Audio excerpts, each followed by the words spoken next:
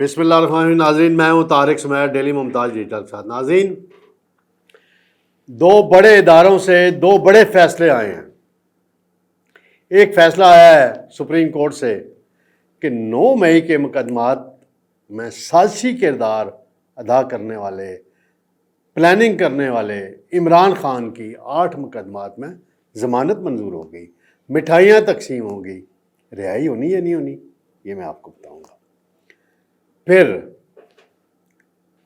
پاک فوج کے ایک بڑے چودھری ہیں، D G I S P R, انہوں نے صحافت کے بڑے چودھری سہیل وڑائچ، بڑا نام میڈیا کا، ان کے انٹرویو کی پرخ سے اڑا کے رکھ دی ہیں. مبینہ انٹرویو جس کو میں آپ کہہ سکتا ہوں کہ آرمی چیف نے برسلز میں انٹرویو دیا، انہوں نے کالم پہ کالم لکھے، اس میں بڑی اہم باتیں آئیں. سب سے اہم بات اس میں جو میں نے پک کی تھی، معافی. 9 مئی پہ معافی مانگیں پھر مصالحت ہوگی. یعنی اس کا مطلب تھا کہ عمران خان معذرت کرے اور سیٹلمنٹ ہو گئی. اس پہ بڑا سخت ری ایکشن آیا ہے فوج کی قیادت کی طرف سے، وہ میں آپ کو بتاؤں گا. سب سے پہلے میں ذکر کرتا چلوں، لاہور ہائی کورٹ نے 8 مقدمات تھے عمران خان پر. 9 مئی کی پلاننگ کرنا، سازش کرنا، ساری انہوں نے ثبوت دیے تھے حکومت نے عدالت میں.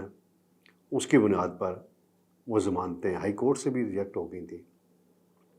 پھر سپریم کورٹ میں معاملہ آیا. چیف جسٹس یحییٰ آفریدی صاحب، یہ وہی چیف جسٹس ہیں جن پر پی ٹی آئی کو، کیا میں لفظ استعمال کروں، اچھا نہیں لگتا، چیف جسٹس ہیں، معزز ہیں، میں نہیں کرتا، وہ پی ٹی آئی والے کرتے تھے، کہ 26ویں ترمیم کی خیرات میں ان کو چیف جسٹس بنایا گیا ہے. تو اسی نے آج ریلیف دیا نا بھائی. اس لیے کہتے ہیں کہ عدالتوں کے بارے میں لب و لہجہ ایسا نہیں رکھنا چاہیے کسی کو بھی. کوئی بھی سیاسی جماعت ہو، شکایات ہوتی ہیں، وقتی ہو سکتی ہیں، لیکن بالآخر ریلیف ملنا ہوتا ہے آئین اور قانون کے دائرے میں. اگر دیکھا جائے تو عدالتوں سے ہی ملتا ہے. انہوں نے جناب ان کی ضمانت منظور کر دی ہے، مٹھائیاں تقسیم ہو گئی ہیں جی. جو پراسیکیوٹر تھے، حکومتی وکیل، انہوں نے دلائل دیے تو انہوں نے کہا کہ ماضی میں بھی چودھری اعجاز ہیں سینیٹر، جن کو ڈسکوالیفائی بھی کر دیا گیا ہے، ان پہ بھی الزام تھا سازش. حالانکہ وہ گرفتار بھی ہیں، وہ بھی، ان کی ضمانت بھی ہوئی، باقی بھی کچھ ہوئی سازش کے مقدمات میں اگر دیکھا جائے. اب ٹرائل جو ہونا ہے وہ ٹرائل کورٹ میں ہونا ہے، انسداد دہشت گردی کی عدالت میں وہ چل رہا ہے.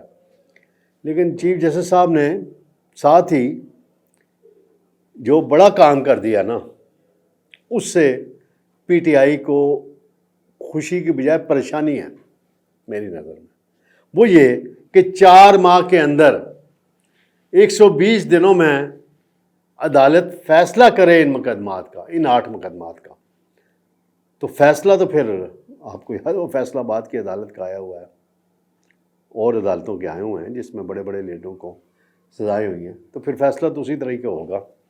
مٹھائیاں وقتی بات ہے، بانٹ لیں، خوشی کر لیں، ٹھیک ہے، رائٹ ہے، نعرے بازی بھی کر لیں. تو رہائی تو فی الحال خان صاحب کی نظر نہیں آ رہی. پھر دوسرا معاملہ ہے، سہیل وڑائچ صاحب ہیں، استاد ہیں صحافت میں، بڑا نام ہے، ٹاپ کے 5-10 پاکستان کے جرنلسٹ میں ان کا شمار ہوتا ہے. میری بھی ملاقاتیں ہوتی رہتی ہیں ان سے. وہ کن کے نزدیک ہیں آج کل، یہ جج کریں ذرا. پریزیڈنٹ آصف زرداری صاحب کے ذاتی دوستوں میں شمار کیے جاتے ہیں. میاں نواز شریف صاحب کے ساتھ بھی ان کے بڑے اچھے تعلقات ہیں. عمران خان سے بھی بڑے اچھے تعلقات رہے ہیں، آج بھی ہوں گے، ظاہر بات ہے. اب وہ جیل میں ہیں تو ملاقات نہیں ہوئی. اور باقی لوگوں کے ساتھ بھی ان کے، وہ ایک پروگرام کرتے ہوتے ہیں ایک دن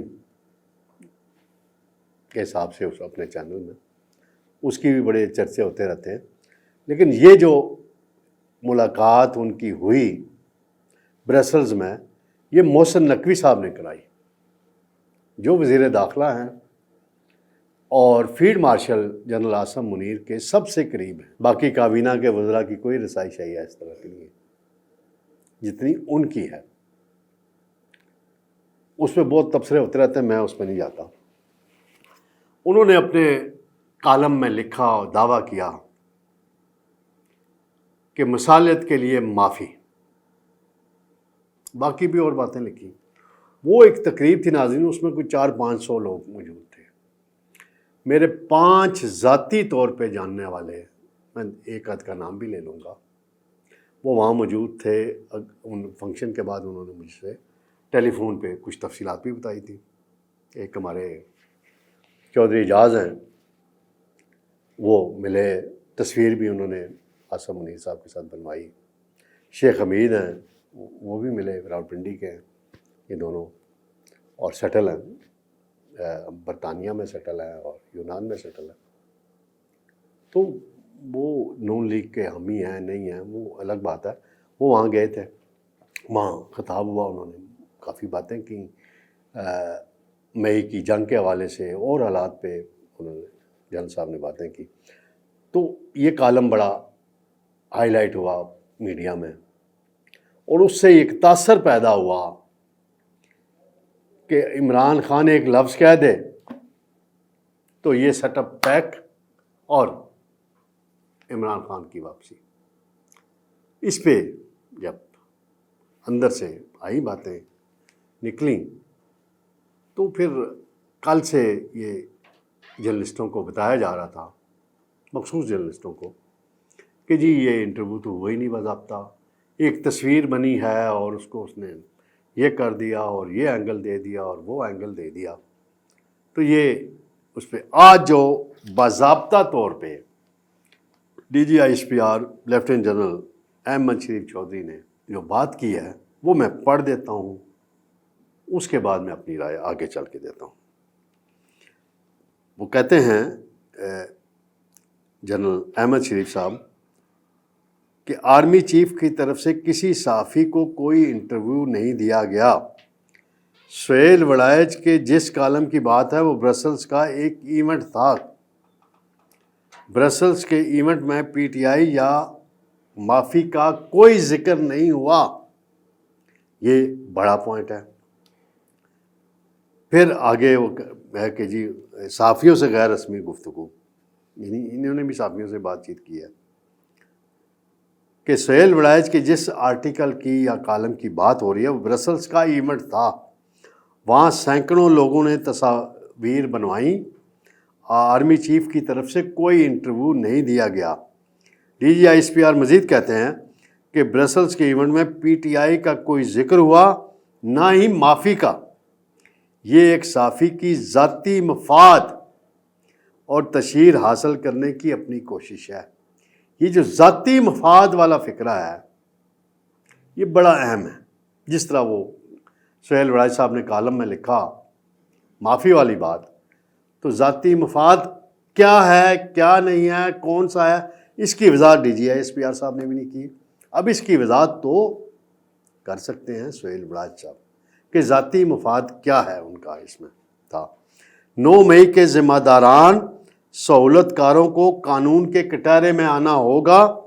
افسوس کی بات ہے کہ سینئر صحافی ہو کر بھی غیر ذمہ داری کا مظاہرہ کیا گیا۔ D G I S P R آگے کہتے ہیں کہ ہندوستان کا خیال تھا دہشت گردانہ پراکسیز اور دیگر سہولت کاروں کی مدد سے پاکستان پر حملہ کرے گا، اور بھارت کا یہ بھی خیال تھا کہ پاکستانی فوج کو آسانی سے ڈسکریڈٹ کر دیں گے، مگر سب الٹ ہو گیا۔ پاکستان اور پاک فوج کا بھرپور جواب ملا تو ان کی پراکسیز خود ڈسکریڈٹ ہو گئیں۔ وہ آگے انہوں نے فتنۃ الخوارج اور 2014 کے دھرنے اور اس طرح کی کچھ باتیں ہیں۔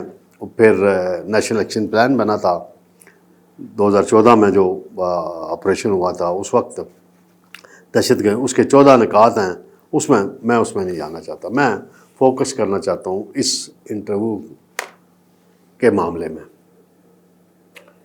سہیل وڑائچ صاحب نے بار بار لکھا 2 گھنٹے، وہ تقریب 2 گھنٹے کی تھی،